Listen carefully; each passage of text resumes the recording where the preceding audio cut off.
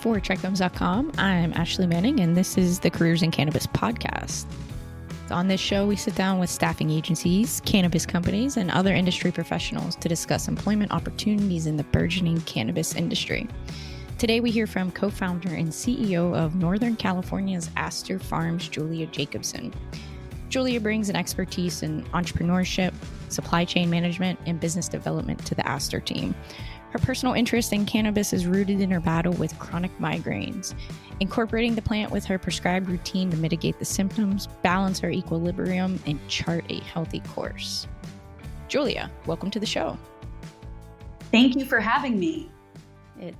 I'm very excited to have you on the Careers at Cannabis show today for our listeners to hear about your career path that led you to becoming the co-founder and CEO of Aster Farms and how those skill sets you learned along the way have parlayed into your current role. What we like to do on Careers in Cannabis is start with a brief check-in, given the landscape of 2020 between COVID and the fires, and I know you are in a fire area. And in 2018, Aster Farms was completely destroyed from the fires. So how has 2020 been for you guys in terms of COVID as well as the fires? 2020 has been a weird year, obviously, for everybody. I would say that COVID has been affecting us more than the fires this year. And that's, interestingly enough, a good thing, I would say. Fortunately, the closest fire to us this year was about 40 to 60 miles away. And so we were totally safe. One of the problems that you're going to see coming out of Northern California this year is that the flowering period, the sun was basically blocked by smoke for most of the regions that produce outdoor and grown greenhouse, which means that the flowering finished early and so yields will be down. So that's going to be interesting to see how that unfolds over the next year. But we were fortunate that we survived a fire season again. Oh, well, that's great news to hear that you guys are thriving. Unfortunately, the less yield doesn't necessarily make you feel good about your harvest, but I can promise you that what I've seen from your farm and learned about Aster Farms, it's quality over the quantity, and it goes to the old saying as well. So glad to see that you guys are safe and the farm survived 2020 as well. And kudos to you guys also for picking up back where you left off versus giving up.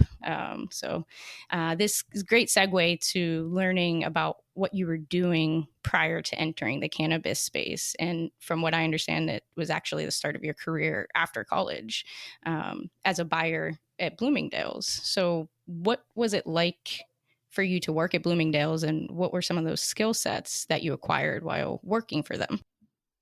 I loved being a buyer at Bloomingdale's. And I think one of the really unique things about being in the merchandising or buying industry, or really retail for the most part in general, is I was surrounded by many really strong, motivated female professionals. And so it gave me a lot of mentors really early on in my career and a really motivating environment to continue to build and reach the goals that I have in my own career. So I really loved being part of the Bloomingdale's buying team.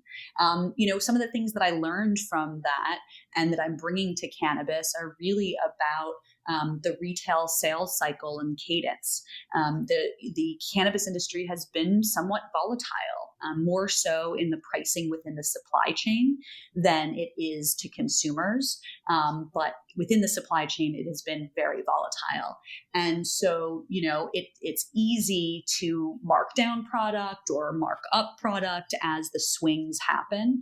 But having been a buyer, I understand that keeping consistent pricing is key to brand loyalty and to good relationships with the stores that you work with, and for putting out a consistent product to consumers. So things like that are kind of the skills and the insights and the knowledge that I was able to bring from my buying career to cannabis today, and has really helped us. I'm sure of that. Those skill sets are definitely invaluable to the cannabis industry as it emerges. My experience working on the sales side of the industry has shown that once California converted to adult use, many of the buyers in the cannabis side of things really had no idea how to navigate logistically the supply chain. And so I was always excited to start seeing more mainstream industries, buyers particularly, enter cannabis, because I think it can really help propel the retail market tremendously, give that understanding of price points and marketing. And I mean, but everybody in cannabis is wearing 10 hats and figuring it out as they go. And so it's time to start seeing that change over into those parlaying those skill sets that we mentioned into the cannabis industry for us to become successful and sustainable as well. Absolutely. And, we're starting to see some of these traditional retail um, features starting to kind of creep into the cannabis market.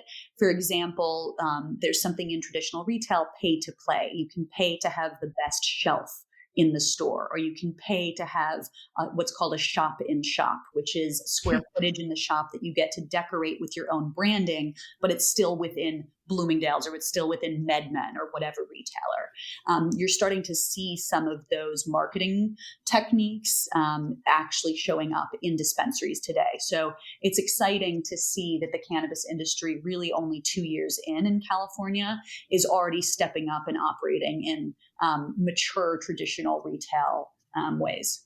That is very exciting for the industry. It just shows growth, and even through a pandemic, they're able to continue out this process as well, even considering other industries who have not been considered essential. So very exciting time for the industry overall. California can set that template for other states as they come on board now that we have 5 more. So let's move a little bit forward to when you also worked in e-commerce after Bloomingdale's for about 3-4 years, and working in e-commerce, it appears that you took the entrepreneur route and co-founded an e-commerce business as well that was acquired by Exo Group, correct? That is correct. When I was a buyer at Bloomingdale's, it was right around the time that social media had become a thing. And pretty soon after, you started seeing influencers, and it completely changed the dynamics of the industry. Influencers were setting trends faster than the actual supply chain in retail could keep up. When you're a buyer in retail, you're buying 6-8 months out, but trends were moving a lot faster than that. So I actually left Bloomingdale's to start my first company. It was a technology platform that connected products to these influencers and bloggers, something called affiliate marketing. So we created a white label shop version of affiliate marketing technology. And that was quite the wild ride. It was the first company I had ever run. I was 25 when I started it, knew absolutely nothing, didn't know, I had managed a very small team previously, but I had never run an entire company. I had never raised money, and like you said, as a small company or as a founder or somebody in an entrepreneurial role, you're wearing many hats, and I had no right to be wearing many of those hats. So it was an interesting experience, and we were fortunate enough to be accepted into the Techstars program, which is a leading accelerator program. So we were based in New York, but we moved down to Austin, Texas for about 4 months and went through that program. And honestly, it was one of the best things that has happened to my career, because it's really a boot camp for becoming an executive, becoming a CEO, and becoming a leader of a startup company that goes on to grow and succeed. So I really attribute a lot of what I've learned and my leadership skills and my ability to take a company through a growth period to my time at Techstars. So that was super, super important. Congratulations on the hard work and the scary work too. I know entrepreneurship myself is it's a scary thing. So I commend you being a woman in the industry itself too, outside of cannabis, taking the lead in that. So congratulations on also being acquired by Exo Group. That's a huge deal. It is that when you realized you had a knack for entrepreneurship and you were like, I got a taste for it. I just want to keep going in entrepreneurship, but what can I do from here? I think the bug was always in me. The last thing I wanted to do on a sensible level was start another company. um, I had actually developed chronic migraines, which is hereditary. My mom has them, and it was only a matter of time. But I definitely attribute some of the stress of running that startup to the onset of my chronic migraines. But it really was debilitating to my life, and when I got back in corporate working for XO Group after they acquired our company. It was a nice little break. Not to say it wasn't Okay. a lot of work and not stressful in and of itself, but it's very different when you are an employee working for a company than when all of the weight is on your shoulders. So I was in all responsible self-respect. I did not want to start another company, but everything pointed to that direction, and it kind of just fell into place. While I was struggling with my chronic migraines, I was ending up in the hospital on a regular basis. I was on a Wow.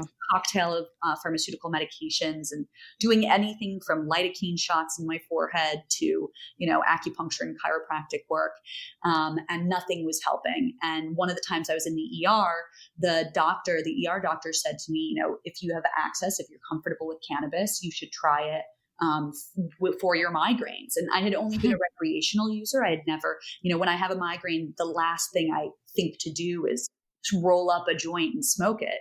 And so I tried it, and it was a complete game changer for my life and for my migraines and for everything. And so that moment, cannabis really changed for me. It was had a whole new meaning in my life. It was what really gave me a livable chance to continue to do the work I wanted to do, have the social life I wanted to have. And simultaneously, after having worked in tech for about 6 years, I was really burnt out. And I had this desire to literally stick my hands in the dirt. So those two things, plus cannabis going legal in California, and my husband, who's my co-founder, his family has been growing organic cannabis off the grid for 50 years in Mendocino. It all just kind of came together, and we had to do it. What, so that's incredible. Moving, it makes sense as to taking all the skill sets you've learned, and you're like, a product. Wait, a product that works. I believe in it. And I've seen it help other people to actually take those skill sets, parlay it into opening up a business that can really propel that product that's helping you personally help other people. So was that, were you afraid? What was that like to make that decision? I mean, I think on Instagram, you guys posted harvest is here, 6 months, 10,000 hours, 500,000 gallons, and a bit of luck. That sounds like a very intimidating job to take over as an entrepreneur. Was that? Luckily, we didn't know those details when Oh we my got gosh, that was into it. We have a professional cultivation team that works for us. Our manager of cultivation has been cultivating for 30 years. He's done organic outdoor, he's done indoor, he's done greenhouse. And so, in terms of Sam and I never having done agriculture or grown a single cannabis plant in our life, it was not intimidating in that sense because we partnered with the absolute best of the best professionals. But, moving across the country and starting a new company when I knew what grueling work goes into it and how much stress comes along with it, it was definitely terrifying.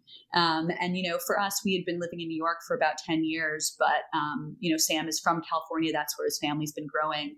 And for me, that was a big jump to leave the place I had been living, my career, my friends, my family. So it was a big leap, but we both agreed that there was no way we couldn't do it. And particularly because we believed, I remember my mom once said to me, yeah, I know you smoke weed. If you could make sure that it's organic, that would be great. And I was like, what are you talking about? Of course it's organic, And unbeknownst to me, in the black market, 99.9% of it was not only not organic, it was covered in pesticides. And so, there was a lot to learn that we learned. And when we knew some of that, it was also really hard to not go forward and put a brand out there and a product out there that we would consume, that we know is safe, that it was grown with organic inputs, it was grown in an environmentally sustainable and responsible way, that it's a company that does good by their community and their employees. And so, understanding kind of the environmental harm, the social justice, all of the negatives that had been part of this journey of cannabis, from the black market and now legalization. That was also a piece of, we have to do this. We have to put out a product that we would want to consume and the people we know would feel safe and comfortable consuming. That's great. Is that the mission behind Aster Farms? Absolutely. I'd love to get to know Aster Farms a little bit more. If you want to touch upon you guys, what you guys are doing. I mean, you have covered it, but I'd love to know a little bit more. Yeah. I know I've been wanting to get my hands on the infused extra virgin olive oil, but I don't believe it's made its way to SoCal just yet. It has not. It should be. I believe the date is December 10th. So stay tuned. All right. So if you'd like to share a little bit more about Aster Farms with our audience, I'd love to hear that. Absolutely. So, we are a sustainable cannabis brand in that we really focus on regenerative agricultural practices.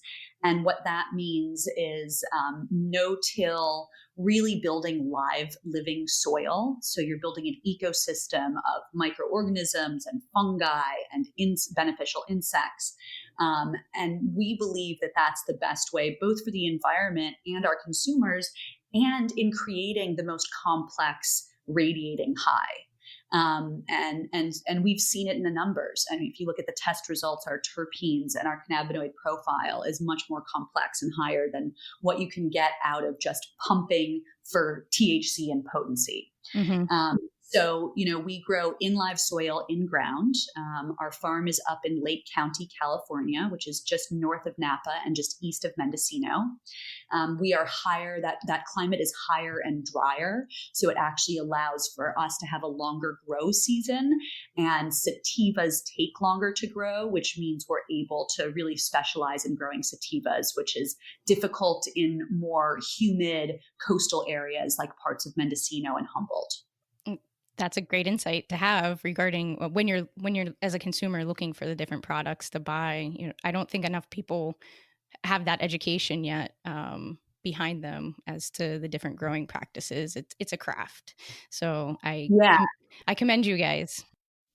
Thank you. And when you read the stats off of growing, the interesting thing when you're growing indoor, and all cannabis growing is an art, whether it's indoor or outdoor, they have their own pros and cons. And, when you're growing indoors or in greenhouse, you're able to turn your product a lot faster because you're able to grow in the off seasons. You're not waiting for this one particular period of sunlight in which your plants can only grow. So we believe that outdoor in live soil is the best way to grow. We also do greenhouse with a mix of sunlight and artificial light.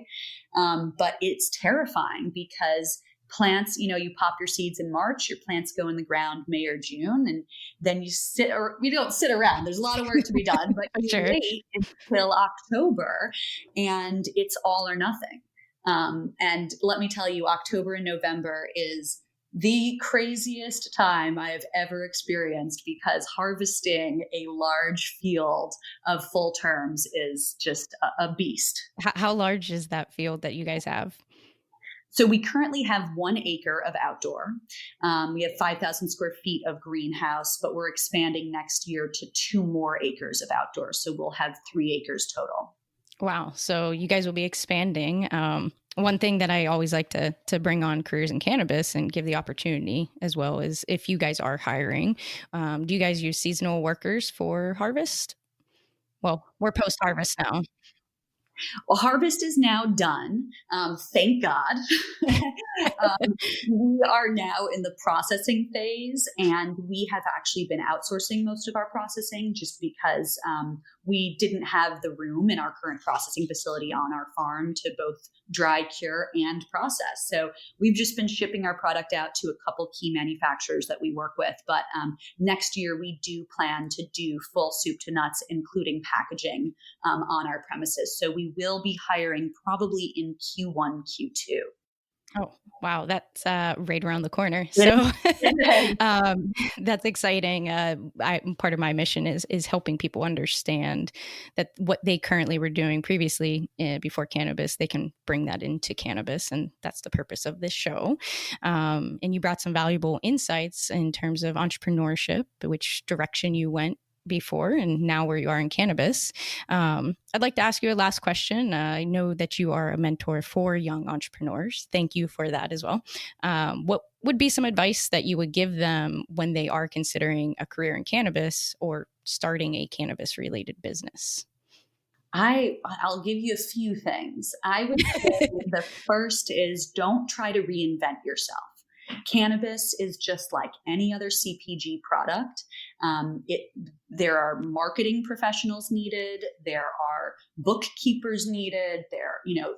Every position in a typical company correlates to cannabis. Of course, we have some kind of unique positions like trimming, for example, but that's really the same as processing in any other agricultural industry. So really don't reinvent yourself. Take the skills that you already have and apply them to cannabis. And as it pertains to actually starting your own operation, I would say just assume it takes 2 to 3 times longer than even your most conservative projections, and that it's going to cost about 3 to 5 times more than even your most conservative projections. So, the regulatory hurdles that we have to go through in this industry really make the process time consuming and long. You have to wait for local approval for permits and then state approval after that. It can take up to a year just to get permitted. And that's after you have all of your ducks in a row, and those are complicated to get in a row. And it's not guaranteed either. You correct? It is not guaranteed.